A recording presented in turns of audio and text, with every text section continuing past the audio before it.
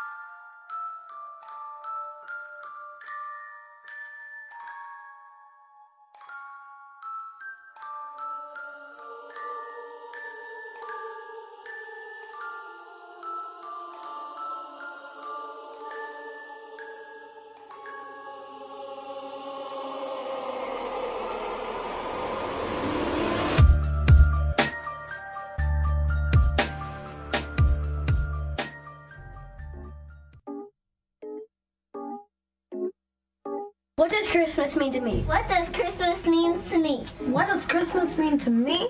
What does Christmas mean to me?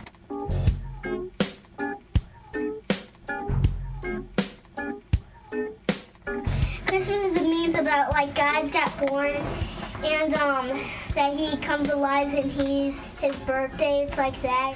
Christmas means to me about Jesus' birth. It means God was born on that exact day. Most people think that the word Christmas means the birth of Christ, but according to the World Book Encyclopedia, Christmas comes from Christus Mass, an early English phrase that means Mass of Christ or death of Christ, used by the Roman Catholics. The words Mass and Christmas are Roman Catholic words, and thus an invention and doctrine of the Roman Catholic Church. According to the Catholic Encyclopedia, Mass or Missa means death. Other terms used for Mass are the sacrifice, the sacrament of the altar, the Lord's Supper, the gathering together of the congregation.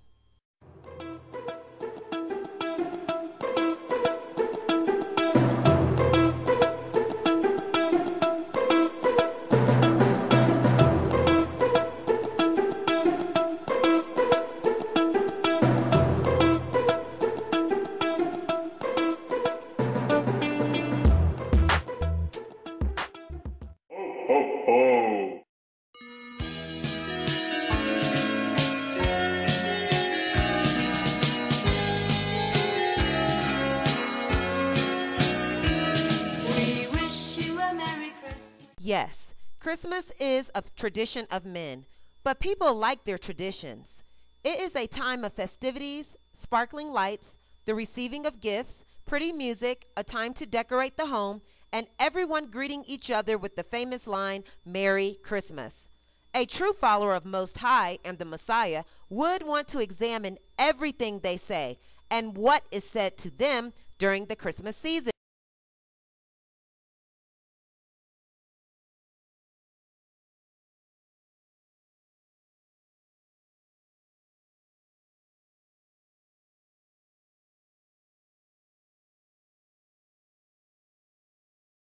Merry simply means to be joyful, lighthearted, and happy. The word merry fits into the ambience of laughter and frivolity. Merry by itself is innocent enough, but as we will now see, it becomes heinously blasphemous when used with the word Christmas. Christmas means by definition death of Christ. So when you say Merry Christmas, you are saying be joyful, full of laughter, and happy for the death of Christ. Watch what you say, for Satan has deceived you.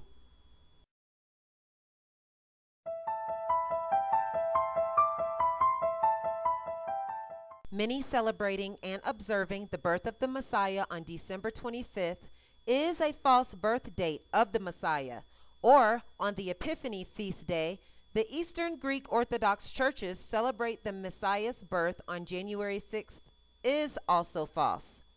The Bible and historical records do not give the date of the Messiah's birth, but there is sufficient profound evidence proving the Messiah was not born on December 25th or January 6th. Let's look at a few facts.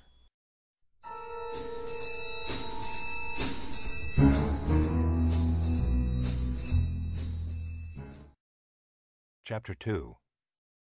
In those days a decree went out from Caesar Augustus that all the world should be registered. This was the first registration when Quirinius was governor of Syria, and all went to be registered, each to his own town. And Joseph also went up from Galilee, from the town of Nazareth, to Judea, to the city of David, which is called Bethlehem, because he was of the house and lineage of David, to be registered with Mary his betrothed, who was with child. And while they were there, the time came for her to give birth. And she gave birth to her firstborn son, and wrapped him in swaddling cloths, and laid him in a manger, because there was no place for them in the inn. And in the same region there were shepherds out in the field, keeping watch over their flock by night. In Luke chapter 2, verses 1 through 8, Bethlehem is the site of the Messiah's birth. It was a known Hebrew custom in Bethlehem region for shepherds to keep their sheep inside barns and out of the fields due to snow, which is not unusual in the Bethlehem region during the winter. But even without snow, the nights are quite cold, much too cold for sheep to be out in the fields in December. From November to March is the cold, rainy season in Israel. The flocks were put out to grass late March and brought in the barns the beginning of November.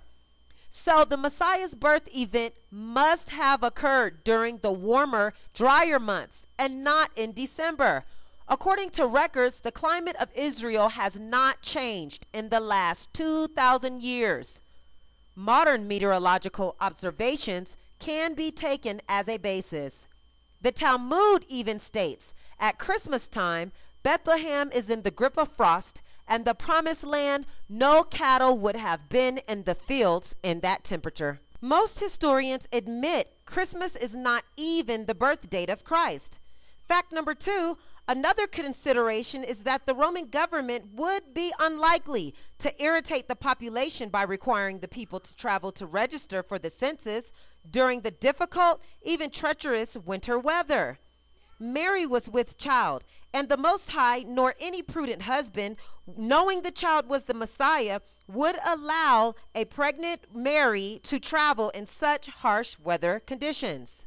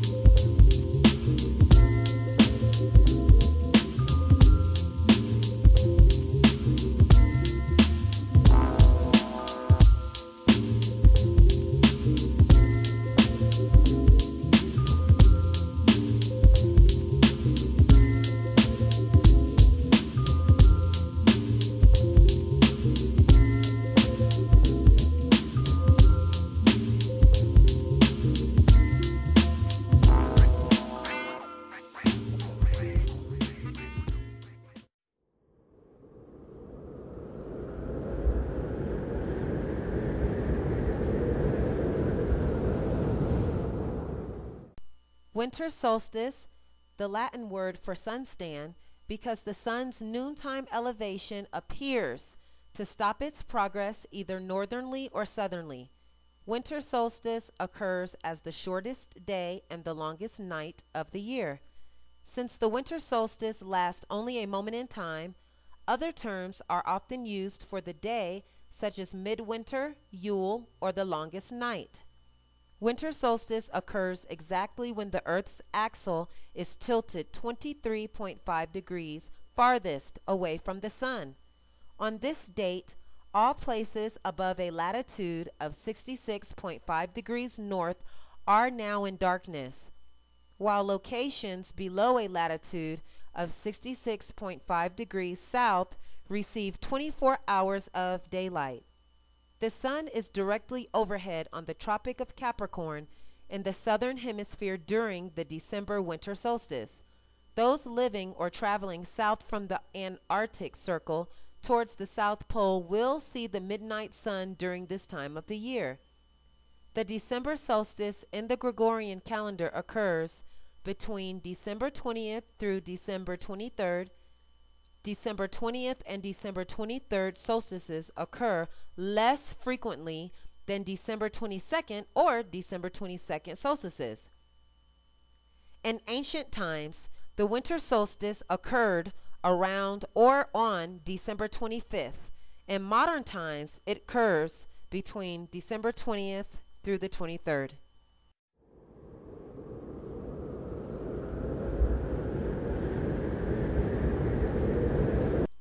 Long before Christmas, for centuries, December winter solstice was observed and marked festivities and celebrations such as Saturnalia, Babylon, Nimrod worship, Egyptian Isis, Osiris and Horus worship, leading to modern Christmas. Romans called it Dies Natalis Invicti Solis, the birthday of the unconquered sun. From Babylon to Egypt, December winter solstice observance marked a smorgasbord of pagan god festivities, celebrations, and worship. In ancient times, civilizations were closely tied to the elements of nature by sun, solar, moon, lunar stargazing. These observations provided practical information for pagan celebrations, planting, harvesting crops, and preparation for seasonal changes. The astronomy also indicated when war should be fought and when rituals would be practiced. The biblical wise men were able to observe and use the Eastern Star to find the Messiah, as it was a Hebrew custom to observe the elements of nature. Many different forms of observances, astronomical, symbolic, or ritualistic, had evolved according to the beliefs of various cultures, many of which still practiced today. The Stonehenge, an ancient marker, was used to observe the sunrise on the winter solstice.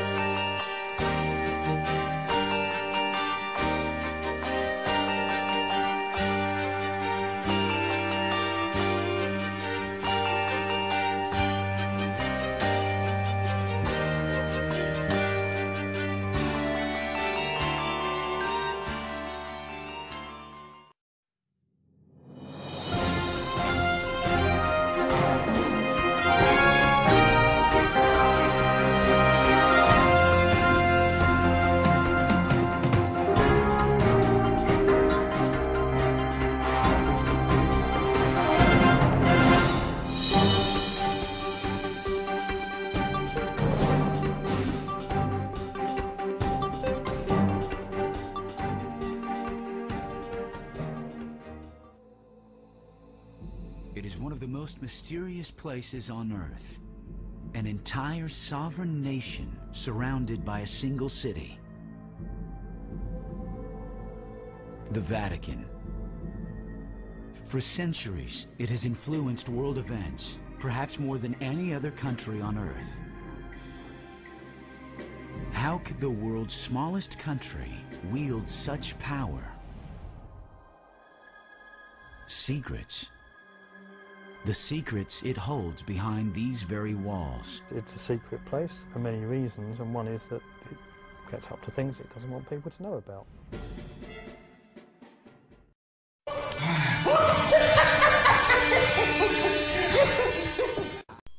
Nimrod comes from the Hebrew verb marad, meaning rebel.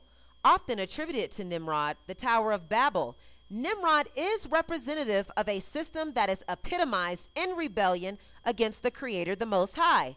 Rebellion began soon after the flood as civilizations were restored. In Genesis chapter 10, verses 8 through 11, Nimrod established a kingdom near East in Babylon.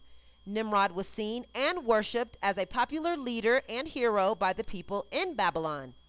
Ancient historian Josephus says of Nimrod, "Now it was Nimrod who excited them to such an affront and contempt of the Most High. He was the grandson of Ham, the son of Noah, a bold man, and of great strength of hand. He persuaded the people not to ascribe it to God, as if it were through his means they were happy, but to believe that it was their own courage which procured that happiness. He also gradually changed the government into tyranny, seeing no other way of turning men from the fear of Most High, but to bring them into a constant dependence upon his own power.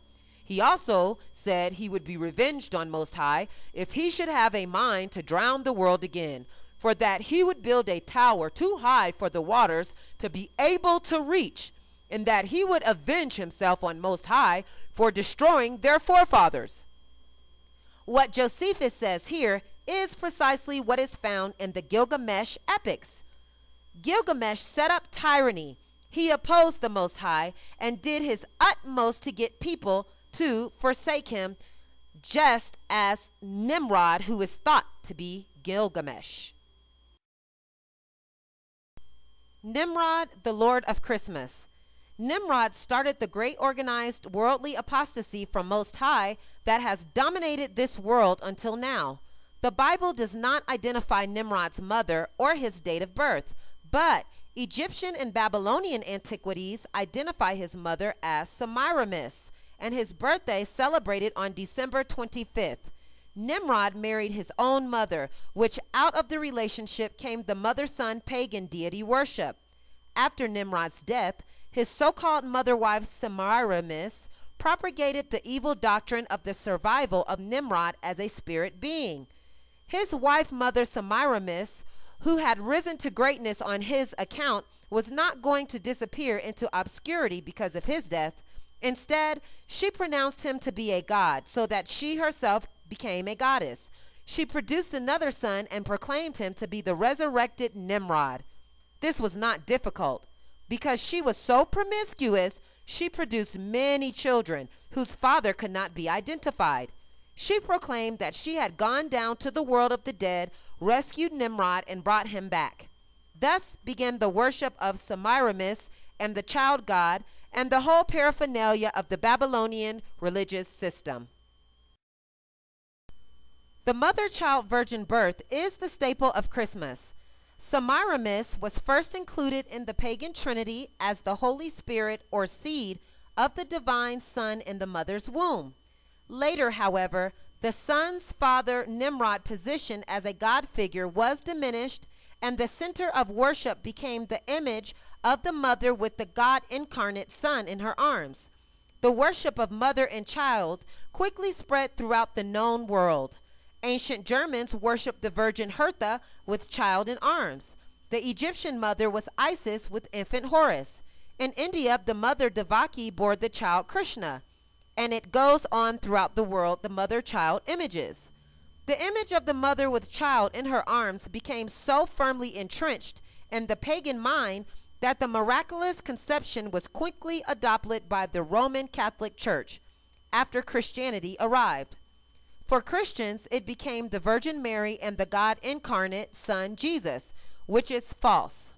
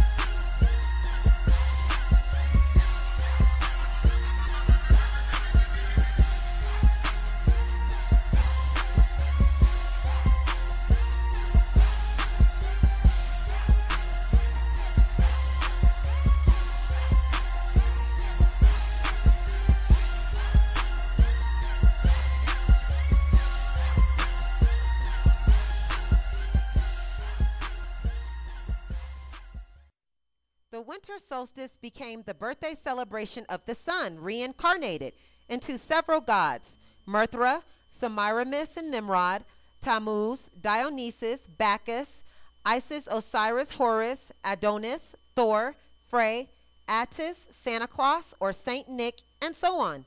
The pagan sun worship spread throughout the world from Babylon, and today it's under the guise of Christmas. After the decline of Babylon, the religion was transported to Egypt, where they worshipped Isis and her husband Osiris, who was mysteriously able to give the seed of procreation even after death, so that the child god Horus was born. The mother and child deities appeared again in pagan Rome as Fortuna and Jupiter, and in Greece as Ceres, the great mother, with the babe at her breast, or as Irene, the goddess of peace, with the boy Plutus in her arms. The myths of death and rebirth, reincarnation, have always been associated with the cycle of agricultural seasons. In Egypt, it was the inundation of the Nile, but elsewhere in the northern hemisphere, which constitutes most of the Earth's landmass, it was about the death and rebirth of the sun. The winter solstice used to be on December 25th, and people have always held a festival long before Christmas at that time because they knew that the days would start to get longer, a matter of great importance when there was no electric lights and no imported foods. Most of the customs, lore, symbols, and rituals associated with Christmas are linked directly to winter solstice celebrations of ancient pagan cultures. An example would be the ancient Roman Saturnalia festival, sometimes went on for a week, that took place in December, celebrating Saturn as a harvest god. This feast was filled with sexual orgies, hanging wreaths, singing songs, giving presents, lighting of candles. Another Roman festival influenced by ancient Babylon passed on to Christmas was Brumalia. Honoring the festival included the god Bacchus, drinking and merriment, and the name is derived from the Latin word bruma, meaning shortest day or winter solstice. Saturnalia and Brumalia are just two out of thousands of feasts linked to Babylon winter solstice. And Christmas has a lot of pagan customs interwoven in its celebration, which has nothing to do with the birth of the Messiah. The Roman Catholic Church, in their attempt to make converts from among the pagans, felt that they had to find a way to identify culturally with the pagans. They had the biblical story of the miraculous virgin birth of Christ, so they decided it must have happened on December 25th, and the pagans were invited to come to church and worship him. Thus, there is a position of ambiguity, where some people might have genuinely converted to Christianity, while others turned up to church just to indulge in the latest religious innovation. It was equivalent to the inclusion of Jesus in the Roman pantheon of the gods, a matter which the early church had firmly resisted at the cost of the death of many martyrs. Thus, the Roman Catholic Church established the Madonna and Child as the latest manifestation of the Queen of Heaven and her Son. The pagans made no compromises. They didn't need to. They just came and worshiped their new deities because it fit nicely with what they already believed in the Roman Catholic Church. While it's easy to knock the Catholic Church because of their merry idolatry, the Protestants couldn't be left off the hook. The Protestants' Reformation dispensed with only a part of the Babylonian system of worship. The celebration of Christmas inherited from the Roman Catholic Church via pagan Rome, via Egypt, via Babylon, is still practiced as the most important event in the Protestant Christian calendar. So from that point of view, the Protestants are into as much ambiguity as the Catholics.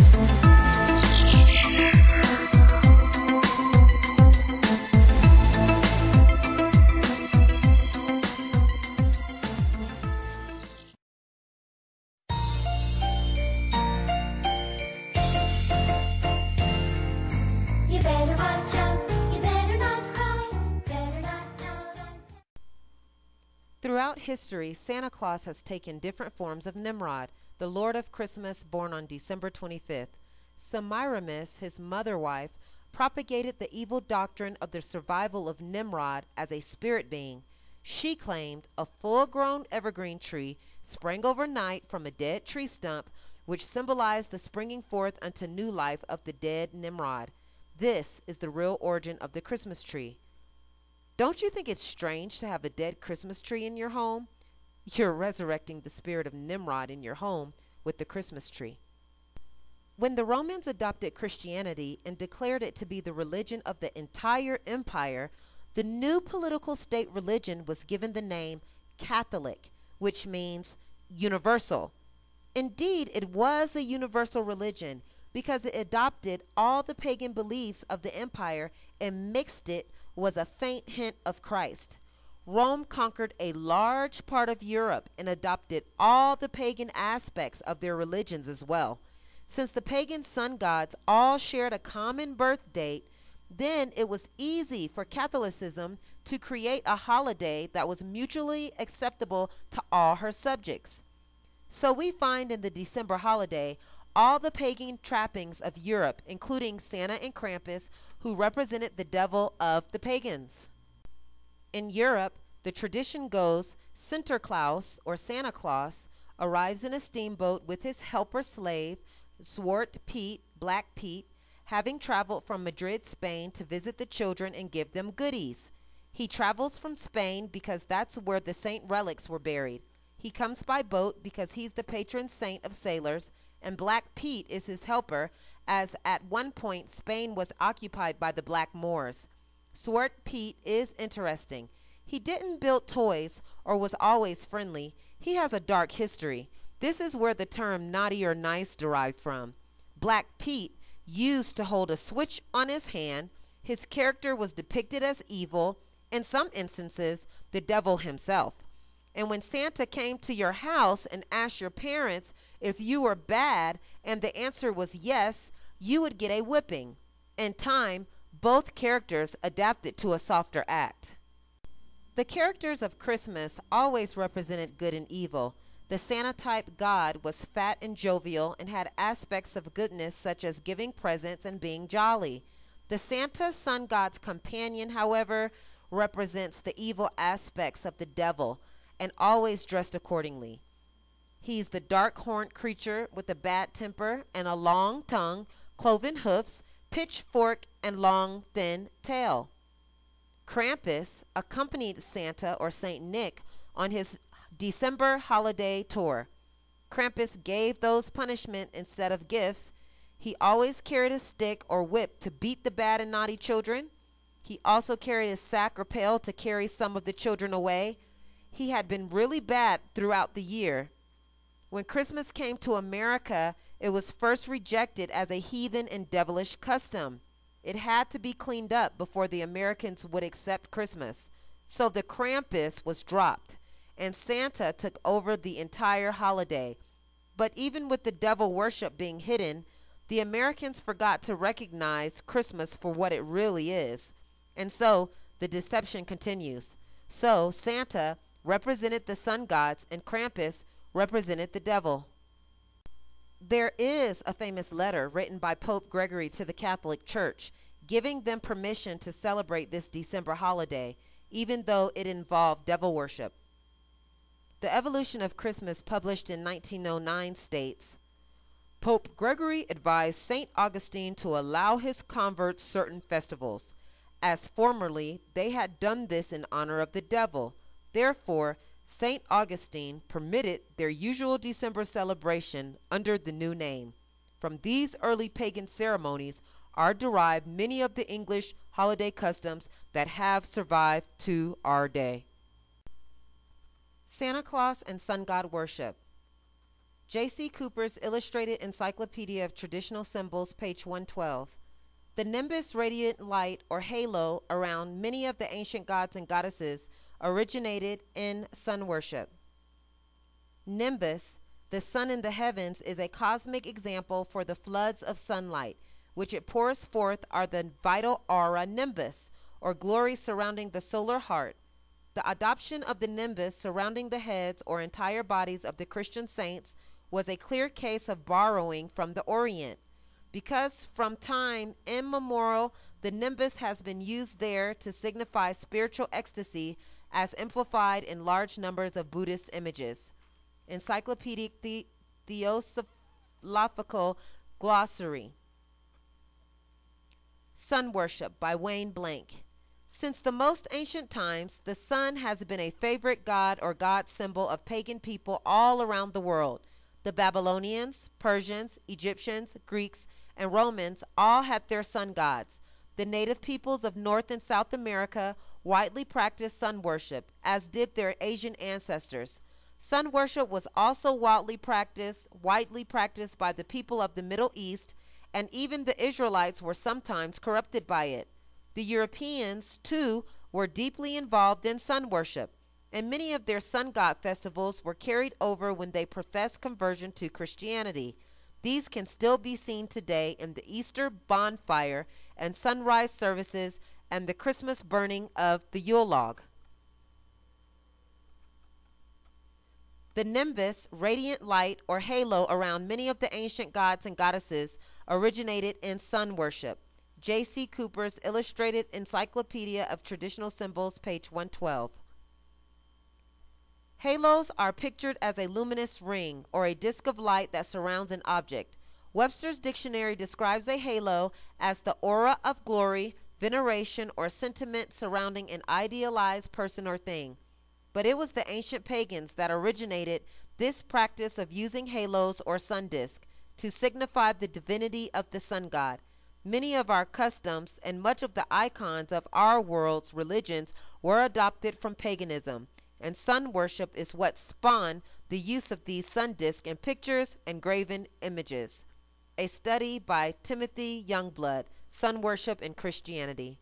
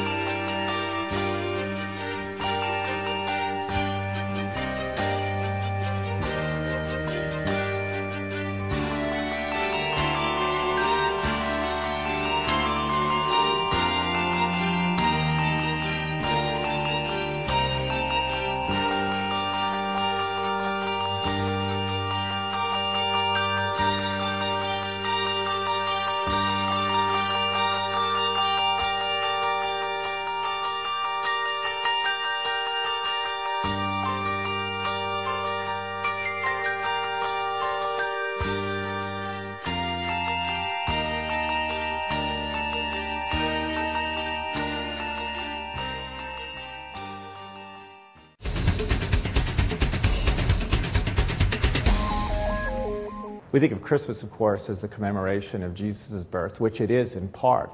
But the festival, as we know, is just as much, if not more, a product of ancient Roman paganism. Every winter, from at least the 2nd century BC and likely many centuries before then, the ancient Romans held a major festival called the Saturnalia. During this celebration, among other things, the Romans had huge parties. They decorated their houses with greens and gave each other gifts. Saturnalia began on December 17th and lasted about a week. It was followed on December 25th by the birth date of the pagan god Mithras, a celebration known as the birth of the unconquered sun. That was followed a couple days later by their New Year celebration called the Kalends. It was an extremely popular time of year across the